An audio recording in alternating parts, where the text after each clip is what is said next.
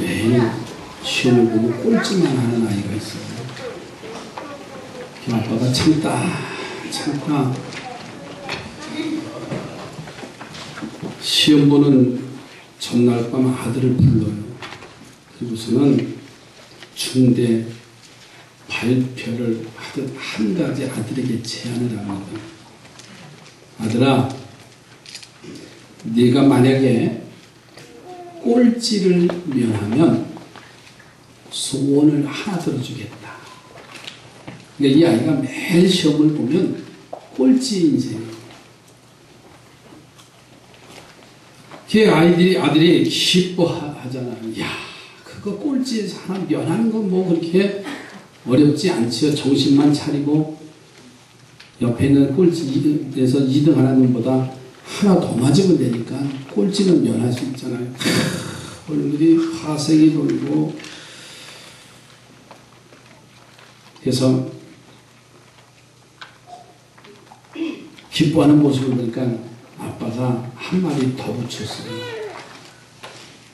그러나 이번에 또 꼴찌를 하면 더 이상 너는 내 아들이 아니라. 너무 속상한 거예요. 걔도 자식이 학교를 다니면 그래도 1등을 못하더라도 중간은 가고 그래야 부모의 체면이 있어. 아닌가요? 오늘 예배 때 아이들이 시험 때는 얼굴이 완전히 그냥 짓눌러졌어요. 그래서 제가 이 얘기했더니 웃더라고요. 잘 들으세요. 이 아들이 시험을 딱 보고 왔어요.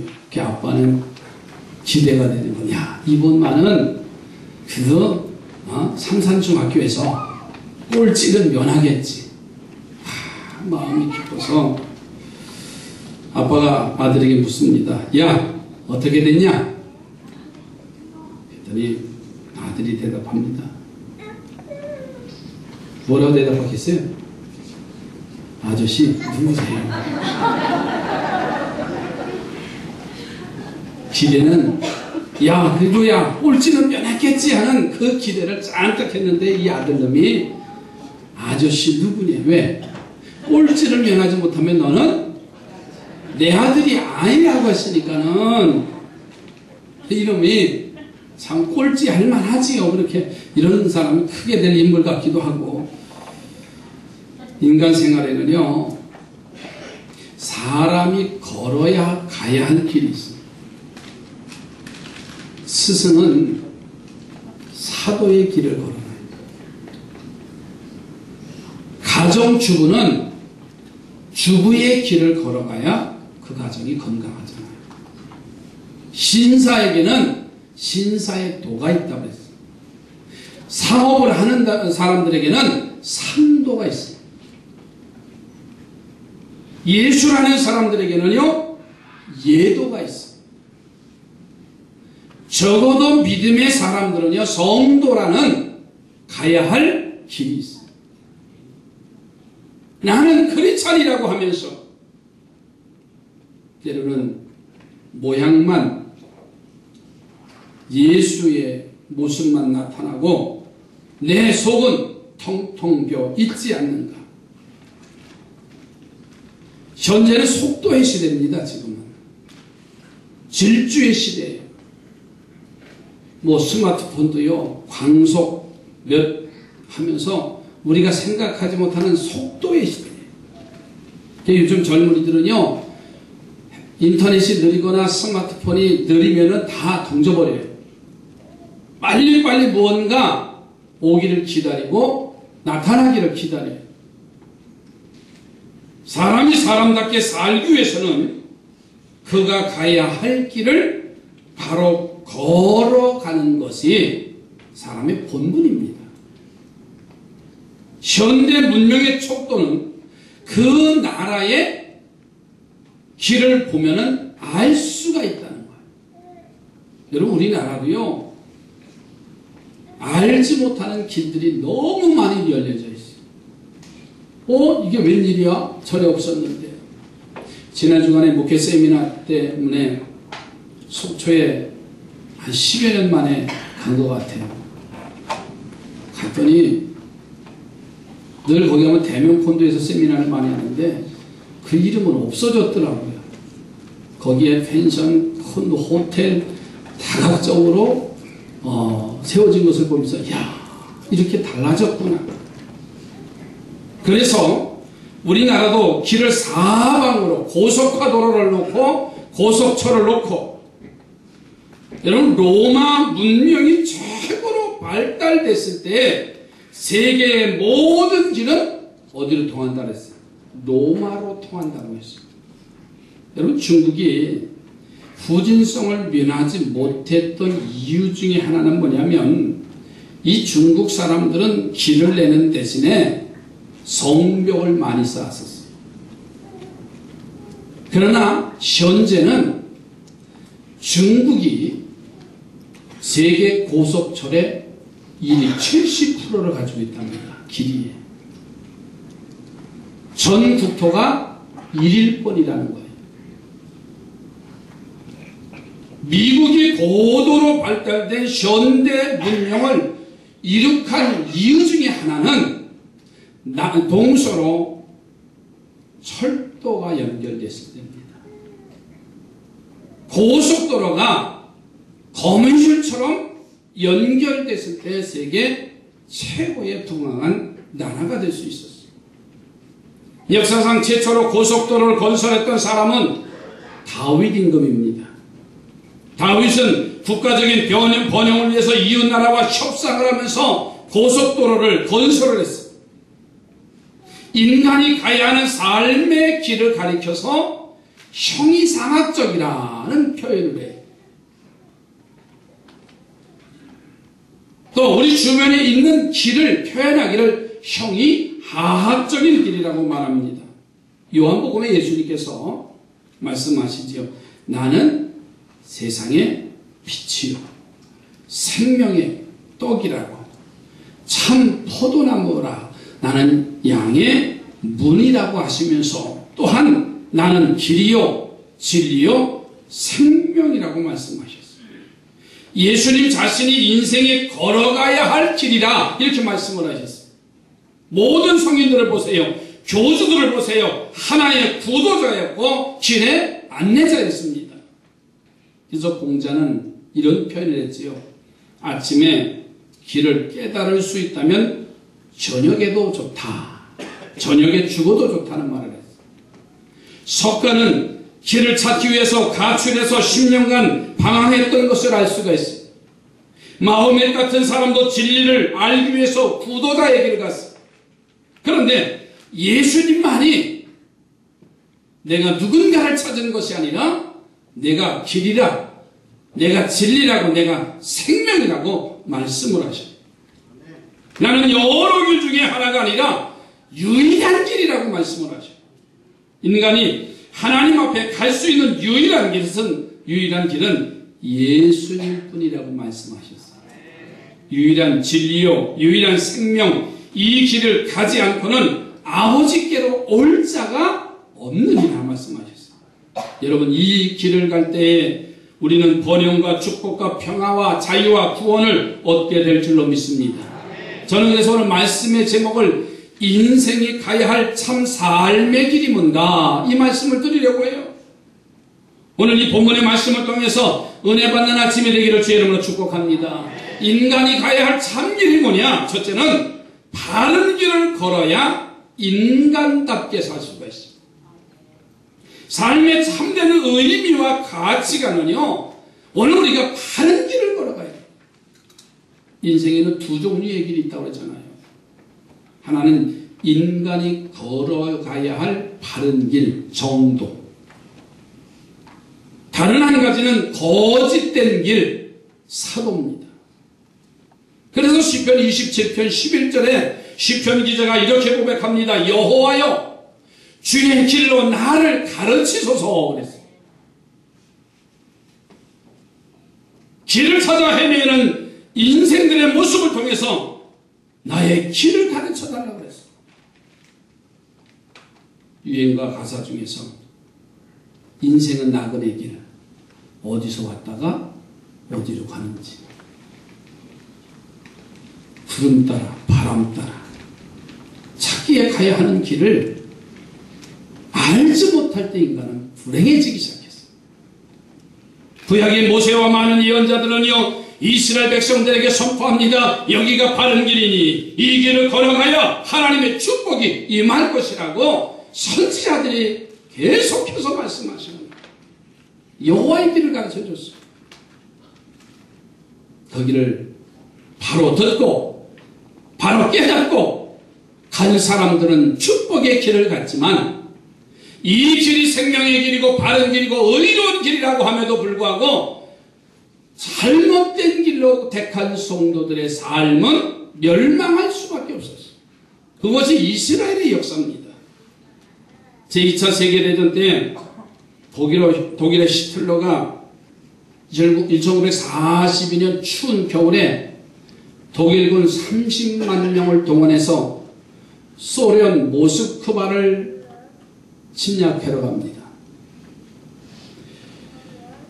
그런데 이 독일군은 넉넉하지 못한 식량 그리고 추운 겨울 날씨로 인해서 군인들이 사기가 떨어졌고 가지고 있는 무기를 사용하지 못하고 무려 그 전쟁에서 20만 명이 죽습니다.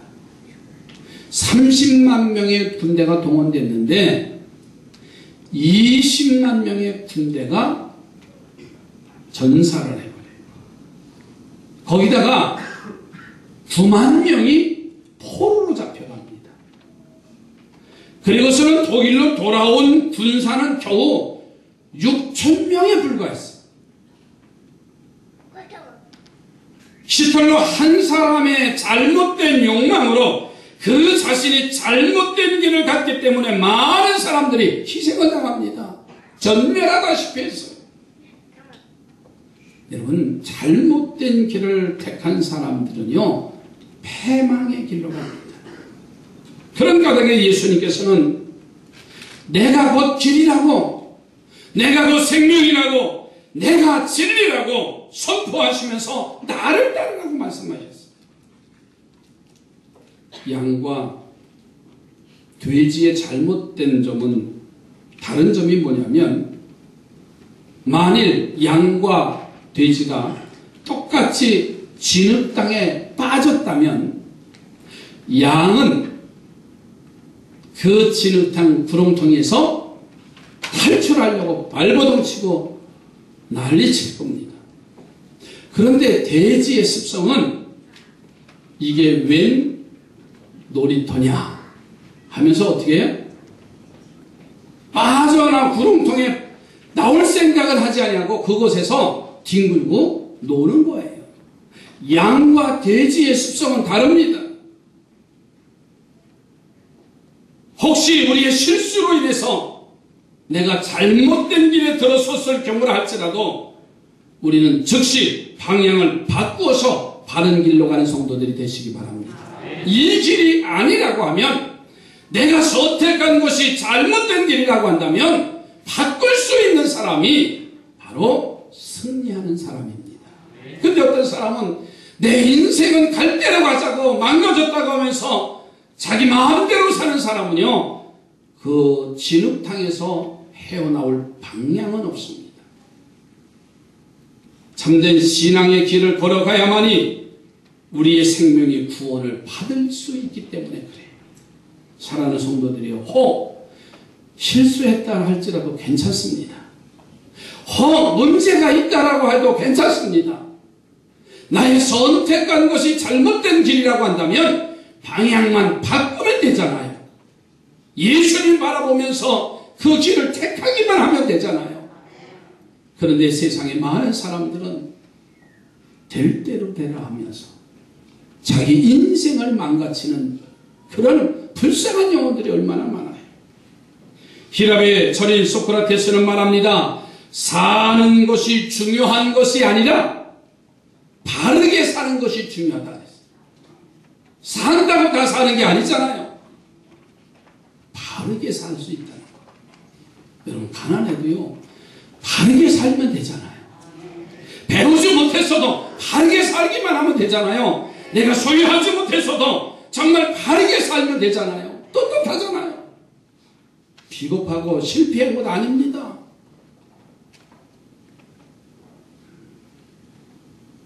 사람은 언제나 바른 삶의 길을 가기만 하면 되죠.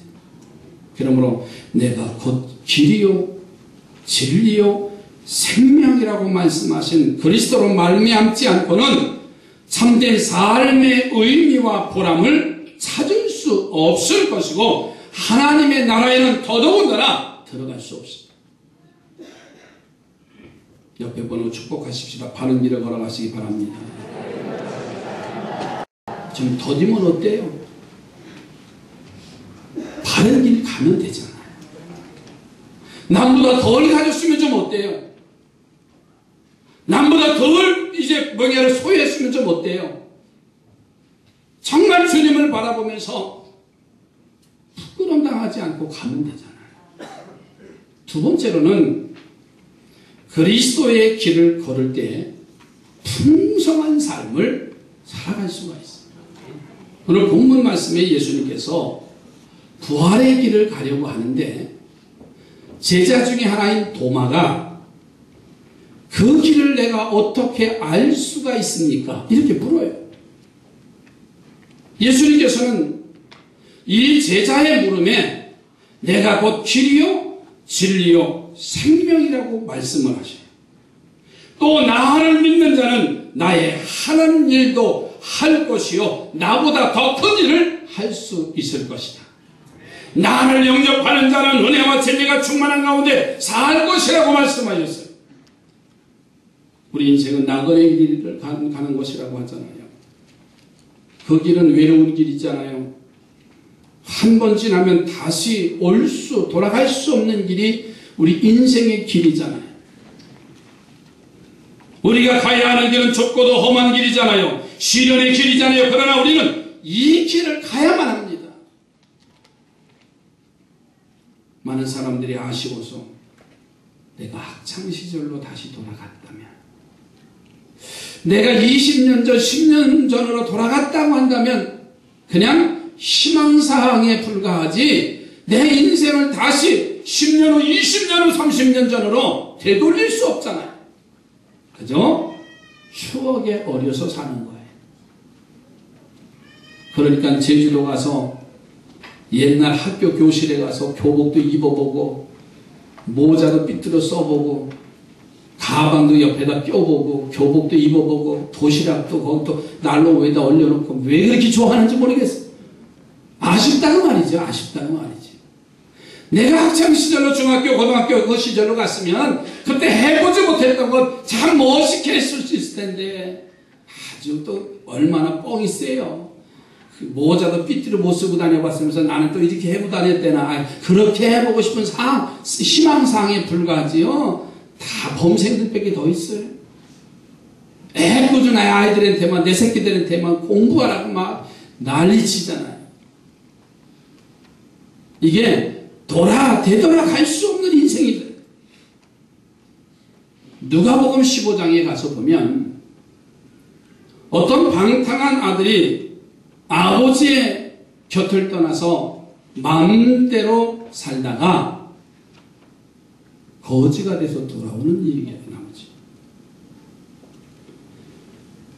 그때서야 그 아들이 어떤 길을 알았어요. 다시 바른 길을 찾아서 아버지께로 돌아가면 내 아버지 집에는 품꾼도 종들도 이렇게 살지는 않을 텐데 아버지의 사랑을 알았어요. 그래서 새로운 삶을 선택하고 방향을 전환하잖아요. 여러분, 미국의 프린스턴에 사는 어느 두 대학생이 밤마다 술을 마시러 가요. 어느 날도 주일날인데 저녁에 술집을 가다가 그만 교회 입구에 그 주일 저녁 설교 제목이 하나 붙어 있어요. 한 청년이 그것이 눈에 띄어서 이렇게 바라보니까는 그날 설교 제목이 죄의 삭슨 사망이다 라는 그 글자가 보이기 시작했어요. 그래서 이 청년은 술집으로 가던 방향 길을 바꿔서 예배당 안으로 들어갑니다. 그러나 한 청년은 어제도 오늘도 내일도 여전히 자기가 좋아하는 술집으로 향하는 거예요. 세월이 지났습니다.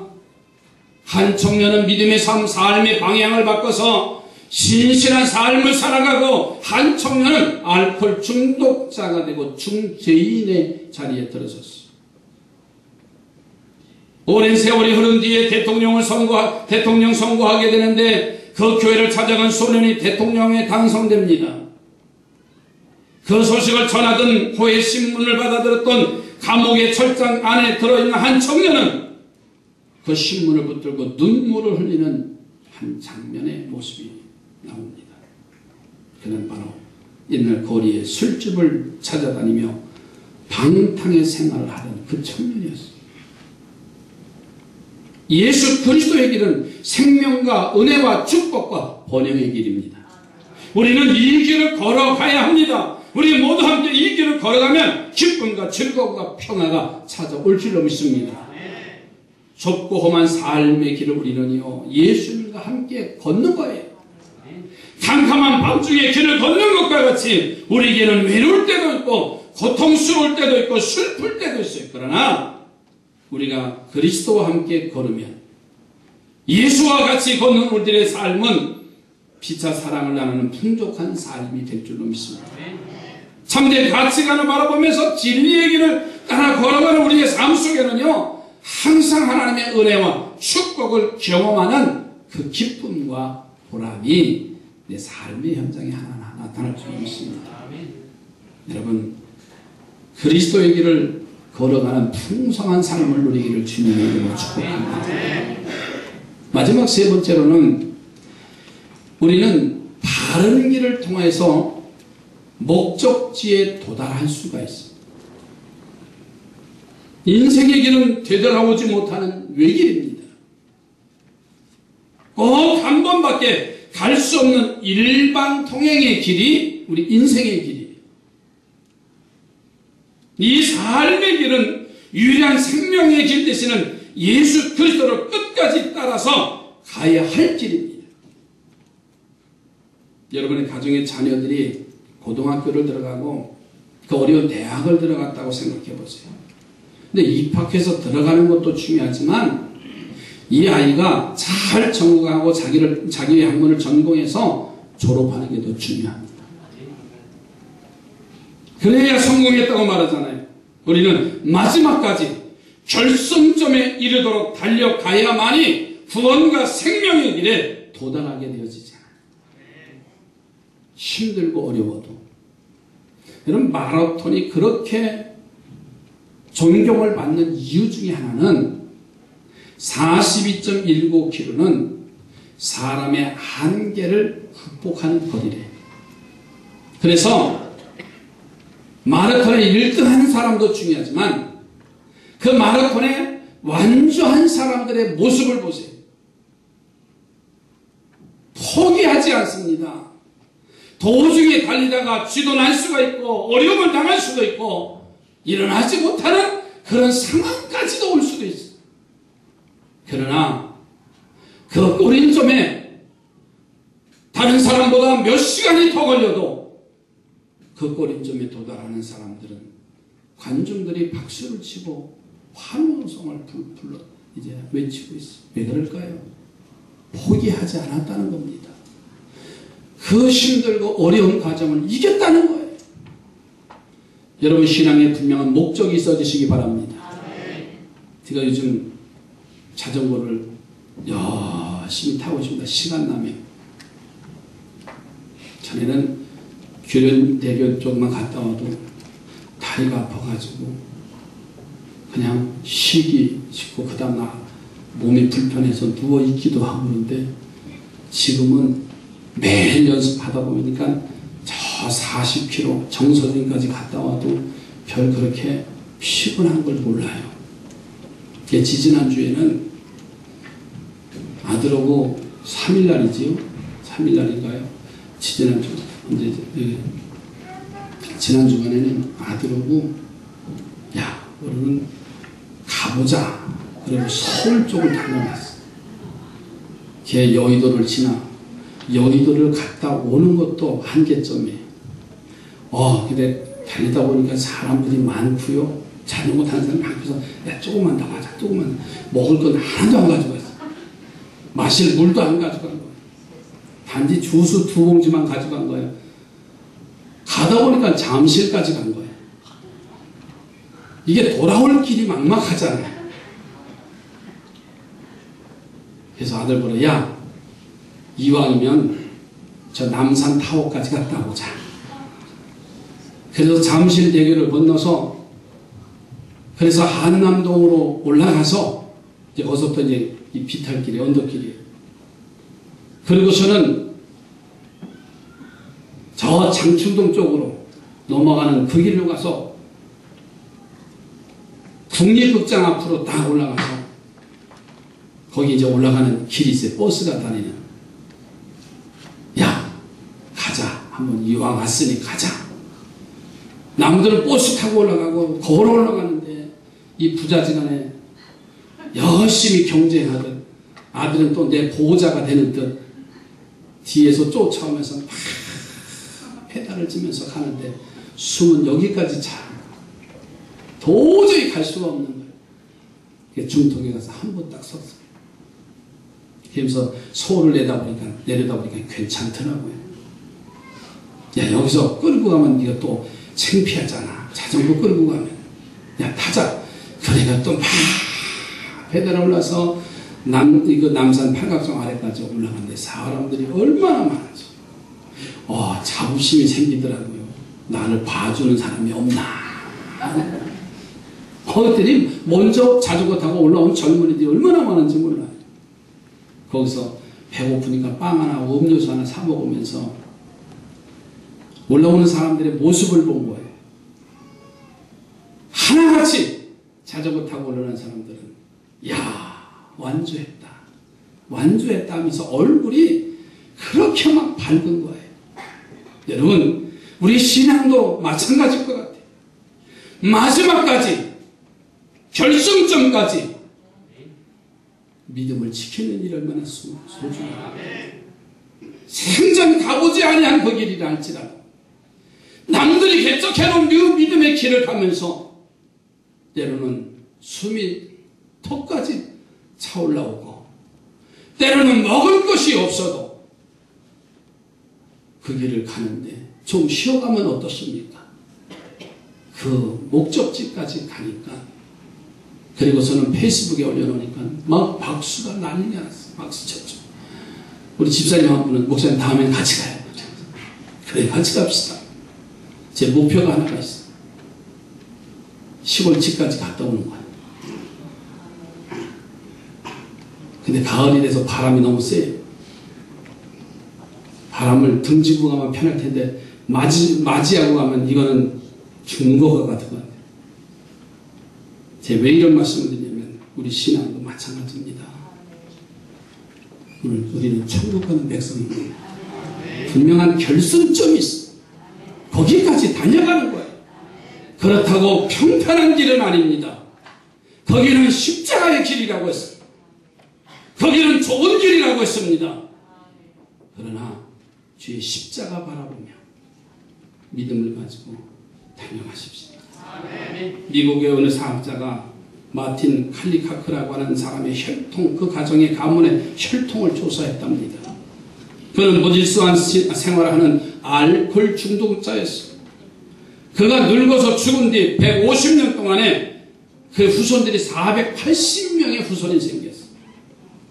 그 후손들 중에서는 143명의 전은아가 태어났고 국가의 보조금을 받아서 살게 되고 36명의 사상아가 태어났고 24명의 알코올 중독자가 나왔고 82명이 관질환자였고 그 중에 3명은 사형 선고를 받아서 죽었다는 통계가 나왔어요.